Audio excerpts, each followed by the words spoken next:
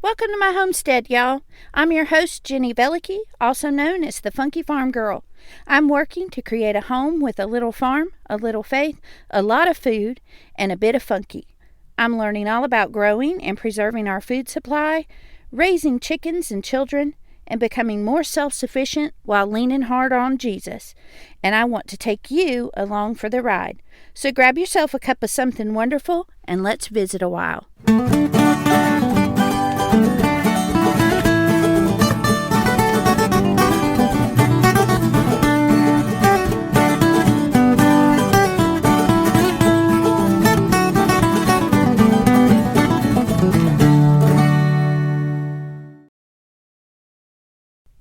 Hey y'all, this is the Funky Farm Girl, and you're listening to episode 20, Living in the Rhythm of the Seasons. I'm your host, Jenny Velicky. I'm so glad that you're here with me today. I hope you guys are having a great week.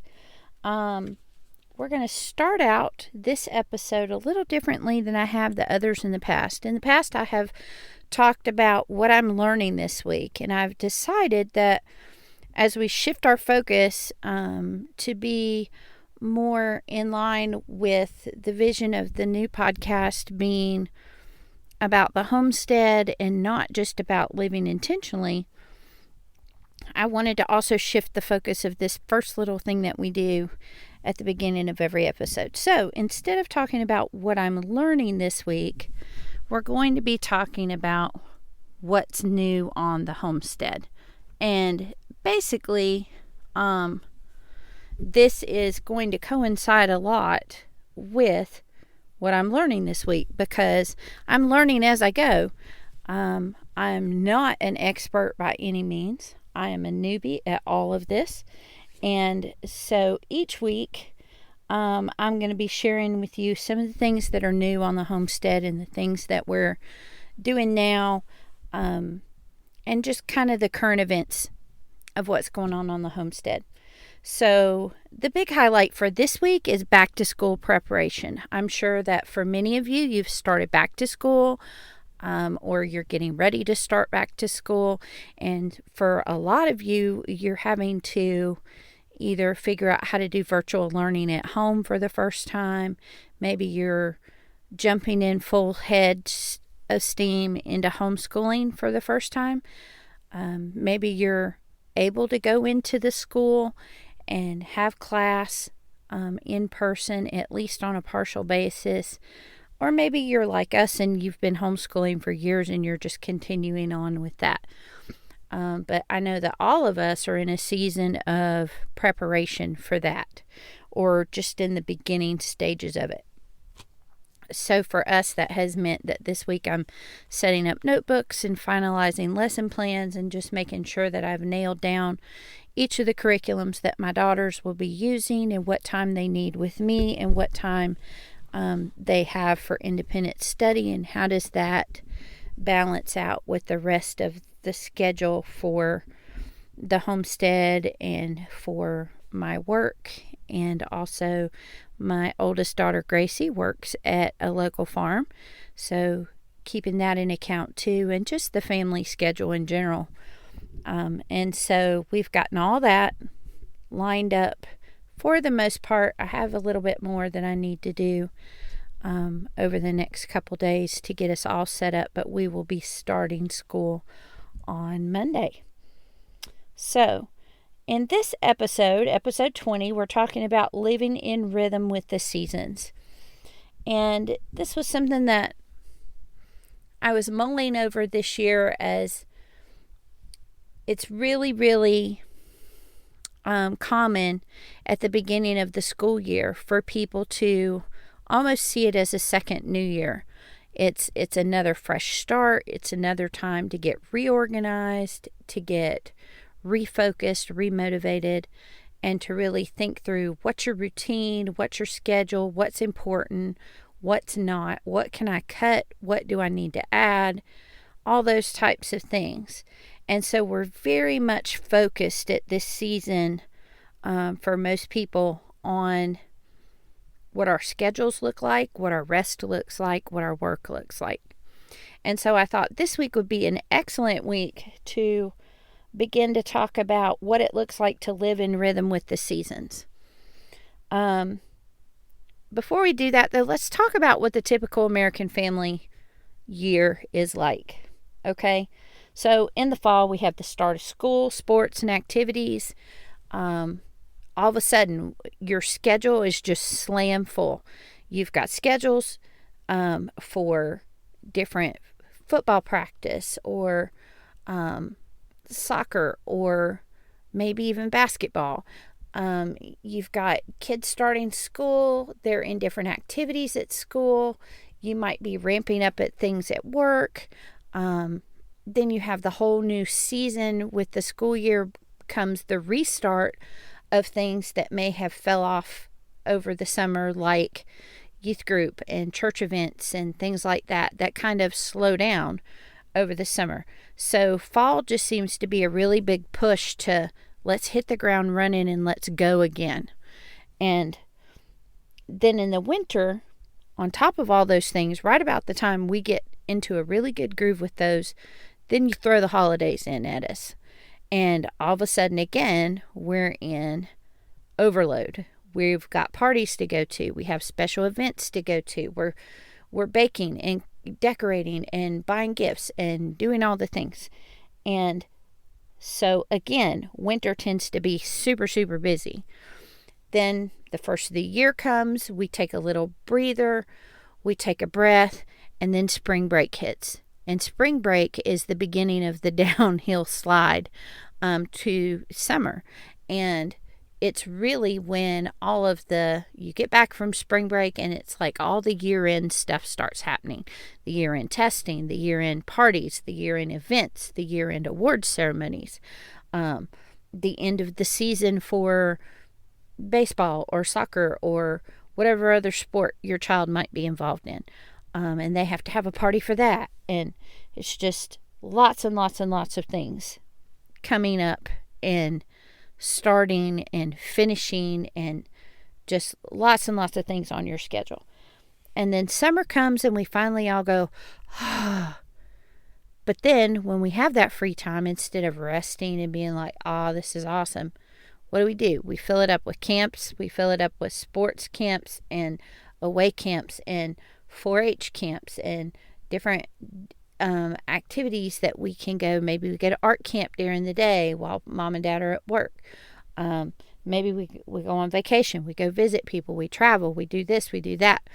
And it's like we have all this free time, so we fill it.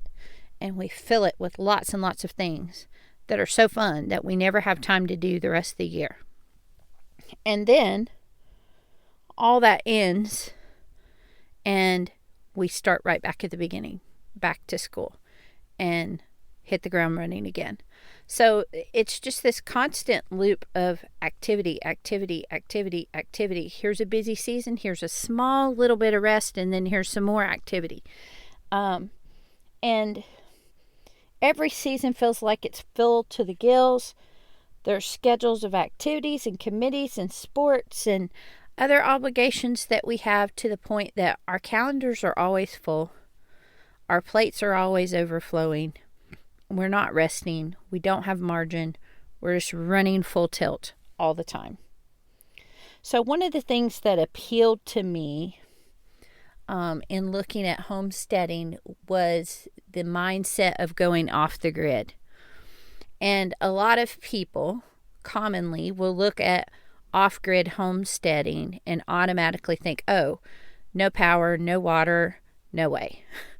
And to me, I don't even think of it in terms of power and water.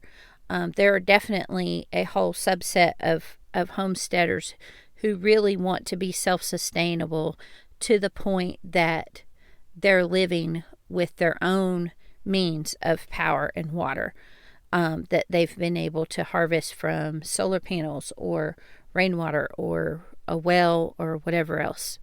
But what I'm talking about here with going off the grid is exiting the rat race.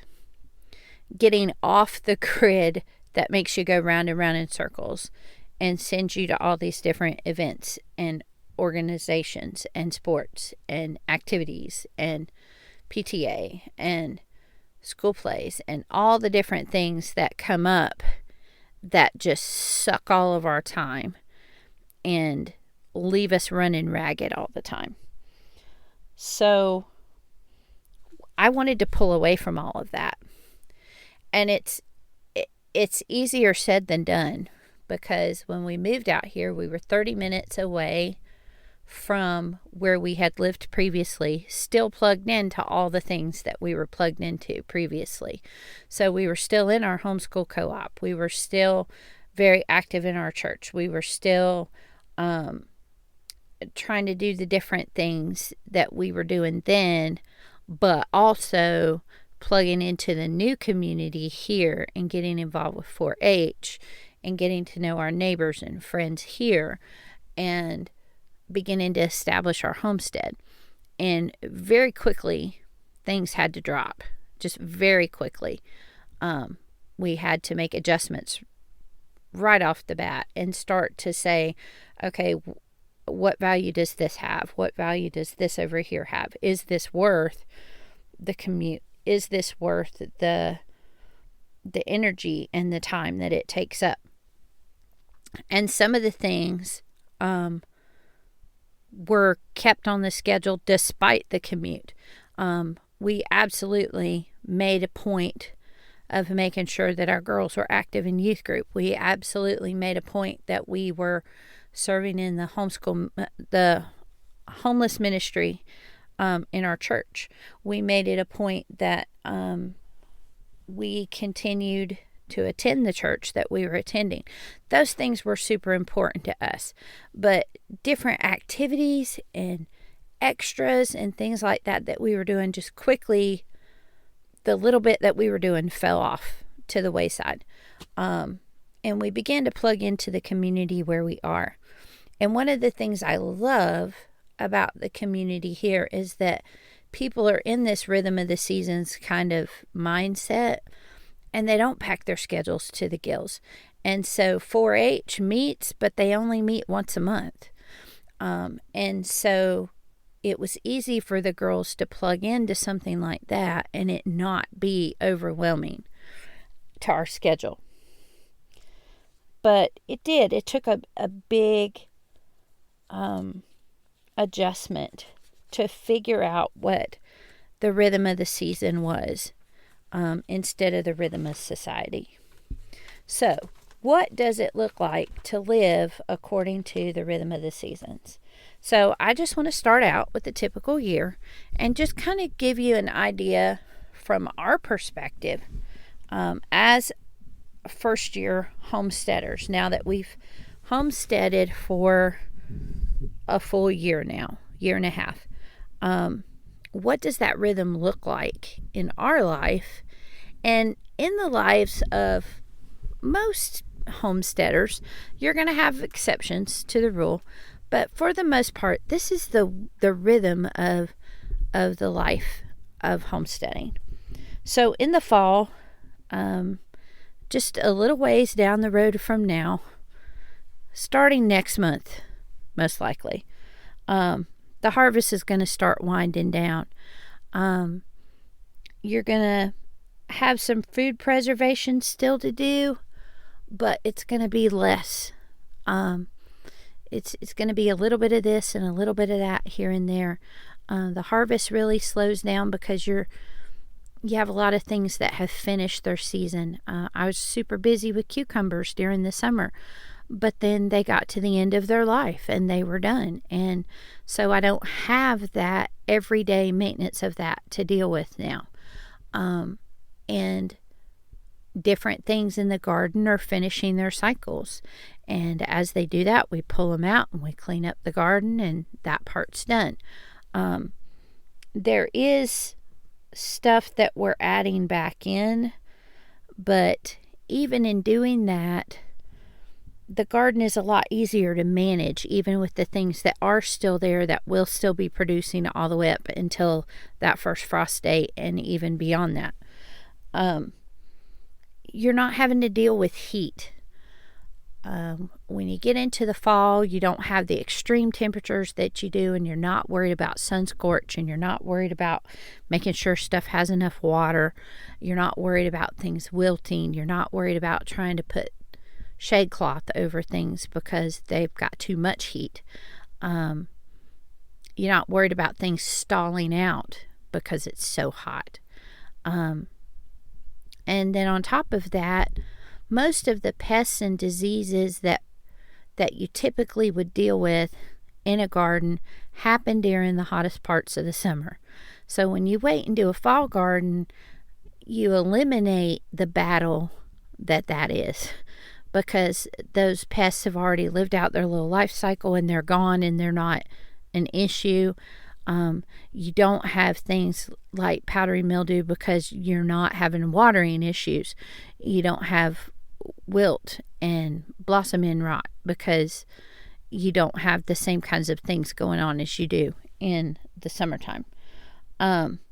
So the garden is easier to manage. You're also not producing as many weeds because when everything else slows down growing, so do the weeds. So it makes it a lot easier to manage. Fall is also a time of preparation. This is when we start to do projects that we've noticed around the homestead that need to be done, that it's just too blazing hot in the summer to do it. One of the things we're going to be doing is doing a little bit of musical chairs with our chicken coops and trying to set up 2 chicken coops added to our run instead of 1, and then also having a separate chicken coop with a little bit bigger run than it has now, so that we can set up for some projects that are coming up in the spring with the chickens. Also, you're getting ready for winter. For the parts of the garden that are done growing, there are things you need to do to get that ground ready. You plant a cover crop and you get all the old plants and stuff out. You weed it real good, plant that cover crop, and then you let it sit and rest. You need to also make sure that you have what you need for the animals for the winter. Do you need heated bowls for water? Do you need to insulate different things better to keep wind off of animals and things like that? Do you need to mend fences or pens or things like that? And then fall is usually the typical time to start butchering animals. If you've done meat chickens or meat rabbits, if you've got a pig ready, if you're butchering a cow, most of that typically is done in late summer or fall. And so then you have the processing of that. And it's done then because everything else is a little bit calmer and it's easier to deal with. And that's usually growth cycle is about when you would be ready to butcher those animals. Also, going back to school brings a return to routine, and we start to settle in at home. And in the summer, we are taking breaks from the homestead and the work of the homestead whenever we can. And so we do some outings and go and do a little more than the rest of the year. And so when school starts, everybody is craving to just stay home and to settle in. And so that's something that we usually do. And we keep sports and activities just really minimal. Our girls are involved in youth group, and that is twice a month. Our girls are involved in 4-H, and that's once a month. And when COVID-19 is no more or is no longer a concern, we'll be able to go back to dance once a week. But until then, we don't have that on the calendar either. So this just gives us a time to catch our breath and start to relax and slow down. It's like putting the brakes on after being full speed ahead for several months. And it's a welcome relief at that point to be able to slow it down and to hit the brakes, especially when everybody else around you is starting to gas up and go. And everybody else is revving and hitting the ground running, and you're like, oh, I can finally slow down. So it's been a little weird to experience that and be aware that that's what's going on for the first time. Because last year, I don't think it really clicked with me that that was happening. So then winter comes. And when winter comes and you've had your final frost, the garden is done. Basically, anything that's still out there are things like turnips and carrots and things of that nature that can be outside while it's still cold, and they'll just stay in the ground until you're ready to pull them and eat them. So you really don't have anything to do in the garden because it's gone into its hibernation. It's sleeping and resting. So the only thing for the garden really that you're doing is you're beginning to plan and dream for the spring. It's a great time to sit down and think about, okay, what went really well in my garden this year and what absolutely did not. I learned this year that growing 5 different kinds of peas and beans means you're just going to get a tiny bit of each one. And that instead, I should pick my favorite and grow 5 times as much of it next year so that I get a significant harvest. Instead of getting one meal out of all the beans that I have to get 5 or 6 at a time until I have enough, I can eat off of it several times and be harvesting a lot more of one crop rather than dealing with 5 or 6 smaller ones. It's also the time to get some maintenance mode done. What do you need to do in the garden that you can just get it to the point, get your cover crop in, and then at some point you cover that with plastic is what we do, and let the ground sit. The animals are basically in maintenance mode. They don't lay as many eggs. They're not as active. You're basically feeding them, watering them, making sure they're warm. And in the house, you're basically doing the same thing. You're feeding and watering the kids and making sure they're warm. And home tends to be a lot less to take care of and work with in the winter as well. It tends to be maintenance mode for us. We dial it back down and we just kind of let things go a little bit. As far as, we're not doing a lot of major work, for example, in the kitchen doing preservation and produce prep and food prep and all that. We're doing a lot simpler meals, stews and soups in a crock pot and those kinds of things. So home just becomes very chill, and the outside in the garden and in where the animals are is also very chill. Everybody is just, let's just eat and keep warm and stay hydrated. However, if we get an itch to be productive and do things, this is the time that I do home projects that have been waiting.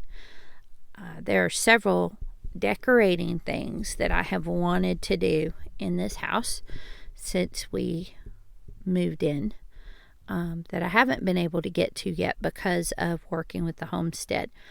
And so this winter is when I plan to do things like install my B-wall gallery and paint the kitchen and the master bedroom. Things like that they're extras. They don't have to get done, but they're things that if they're going to happen, that's when they're going to happen, is in the winter time when everything else is a little bit looser and more relaxed. It's also a great time to really plug into hobbies. I love to paint. I would love to learn to paint better and to learn a few new techniques and things like that. So I'm looking forward to this winter having time to really dig deep into hobbies. I'm sure that My daughter Amber will be doing lots of baking this winter, keeping the house warm by keeping the oven going. And I'm sure my other girls will be working on different things as well. It's just a good time to have hobbies and fill up your own cup and give yourself a little something more that kind of lights up your heart before it's time to get back to work. Holidays, because we are in such a hibernation mode, holidays, we are really focusing on making them simple and low-key. I have really pared down our holiday decorations. I have let go of perfectionism with a lot of things. I really encourage the girls to jump in and do their own thing with decorating the tree and Christmas goodies and things like that. And part of that comes with the territory of having older kids, that if they want a Christmas goodie, I could teach them how to make it so that they can be the one to make it instead of all of that being on me every year. So the things that we do together during that time of year also tend to just be really chill. Spending time with family. We watch lots of movies and things like that. Really, we focus in on rest. We're snuggling in at home. We're spending more time just our family, and also spending more time with extended family than we are able to the rest of the year. And it's just really a good rest and renewal type season. And then at the beginning of the winter season, we have hunting season. So it's actually late fall, early winter is when hunting season falls. So we have a couple weekends away to the cabin to go and hunt for deer. And we kick off with dove hunting in the fall and go all the way through New Year's Day with a couple different things before the end of hunting season comes. And when hunting season's over, then we can start seeds for the garden. And that just gives us a little bit of something to do. About that time, you're itching to start looking around and saying, okay, what is it? What can I do? I'm ready for the sun. I'm ready to get back to work. I'm ready to get outside and start working the ground again and being with my animals more and doing all those types of things. So then spring comes and we hit the ground running, because it is the beginning of increased work and activity. We have seeds to plant. We have a garden to prep and get ready for planting. And then we have plants to put out. And when they're little seedlings, they take a little bit more fuss and attention than when they're full grown. Then with animals, you're looking at everybody to see how they fared after the winter. You're deciding who goes and who stays and who needs to be added to. And so then you have babies, whether it's goat kidding season and you're got lots of goats giving birth, or whether you're buying baby chicks to begin that process of adding to your flock or raising them to sell. Or running eggs in the incubator and those types of things. There's lots of things to do with the animals on the farm. And spring is really a time for lots and lots of fresh air, because we've been inside for so long and we're so ready to get out. And so there's lots and lots of excuses and reasons to go outside. We eat outside a lot. We hang out around the fire pit a lot. And it's just the beginning of enjoying the busy season. And then that runs into summer. Everything is running at full tilt when summer comes. And it's all hands on deck. The garden is producing lots and lots of things very, very quickly. And those have to be prepped and processed and preserved. You're either eating lots and lots of fruits and vegetables in a small amount of time, or you're freezing them or dehydrating them or getting them chopped and ready to can, and then you're running the water bath canner and the pressure canner, and you're just go with that. On top of that, you're trying to manage pests and disease and weeds in the garden to make sure that you get the best production crop that you can get. And then you're managing heat and water and making sure that everything's doing well and staying healthy and growing like it should, and that you're vigilant to be out there watching for any little change that might happen that could cost you an entire crop of tomatoes because a hornworm came to visit overnight. And in that time of year, I'm doing lots of getting up really early in the morning to get outside before it gets humid. And I'm doing lots of going out after dinner and staying until it's almost too dark to see, to try to hit the cooler parts of the day. There is a lot to do, but there's also the heat to consider, and sometimes it's really difficult to balance getting the work done that needs to be done with staying out of the heat and making sure that you're only out there during the cooler parts of the day. So this rhythm of seasons has seasons of busy and seasons of rest, and we need that. We need time that we're busy and time that we rest, rather than go all the time. And really, following the rhythm of the seasons really mimics nature, because if you think about the life cycle of a plant, you have a seed that you put in the ground, or a seed that has been sown into the soil from a plant in the fall, and the seed falls into the ground and it lays dormant all winter long.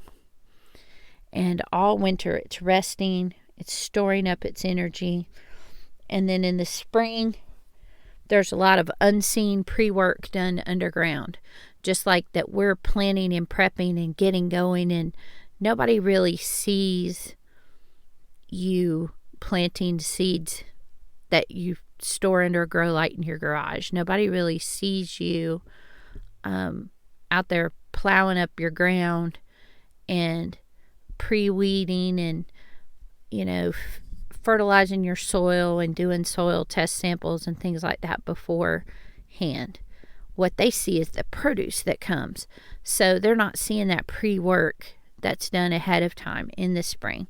And just like us, the plant is doing all kinds of work underground before that seed ever sprouts that we don't see, but it's getting everything that it needs to be able to shoot up out of the ground and produce a plant. So then in the summer, that plant grows a mile a minute. It produces all kinds of stuff and feeds us really well and works really hard to keep pumping out produce just over and over and over again. And in the middle of that, it's fighting all that heat and drought and water issues and pests and disease and all those things to keep producing. So it's working super, super, super hard. And in this fall, it starts to slow down and it puts out seed for next year. It's like, okay, I've done my work. I've worked hard. I've done the things that I've needed to do. Now here's a little something to help me get started next year. And now it's time to rest. So, how about you? Are you in the process right now of gearing up or slowing down? Can you set aside regular seasons of rest? And if you can't, what's stopping you? Let's talk about it over on my Instagram page, The Funky Farm Girl. Join me next week and we will talk about those seeds and how you can save yours for your garden next spring. See you next week. Thanks for stopping by, y'all. If you're inspired by what you've heard today, the best compliment you can give me is to share The Funky Farm Girl with your friends. You can stay connected by following The Funky Farm Girl on Instagram, Facebook, and YouTube. Until we meet again next week, remember to bloom where you're planted.